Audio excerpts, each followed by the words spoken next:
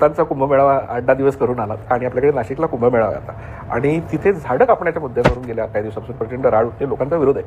खरंच अशी वृक्षतोड करणं आणि हे करणं अवॉइड करता येऊ शकत नाही का? साधारणपणे वृक्षतोड टाळली पाहिजे याबद्दल कोणाचं दुमतच असू शकत नाही. फक्त याचं राजकीयकरण चुकीचं आहे. साधूग्रामची ही जागा कित्येक वर्षापासून त्या ठिकाणी साधूग्राम आपण तयार करतो. आपण जर त्याचा 2015चा गुगल इमेज बघितली, 2016ची गुगल इमेज बघितली, इथे कुठलंही झाडं नाहीत.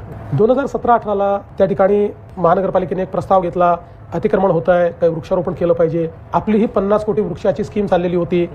त्या अंतर्गत थोडा विचार न करता, मी चूक आहे असं म्हणणार नाही, पण आपल्याला बाबा परत 12 वर्षांनी ते वापरावं लागतं, विचार न करता एक डेन्स अशा प्रकारचं त्या ठिकाणी प्लांटेशन करण्यात आलं, जे आता मोठं झालेलं आहे. आणि म्हणून साहजिक लोकांना असं वाटतं की आता इथे हे वृक्ष आहेत आणि तुम्ही कसे तोडता. आता प्रशासनासमोर देखील हा अडचण आहे की ते तोडले नाही तर साधूग्राम कुठे करायचं. जो प्रयागराजचा कुंभमेळा होतो तो 15,000 हेक्टर मध्ये होतो, 15,000 हेक्टर, आणि आपल्याला कुंभमेळा करायचा 350 एकरात, आणि तिथली जमीन जर मिळाली नाही तर हा कुंभमेळा होईल कसा.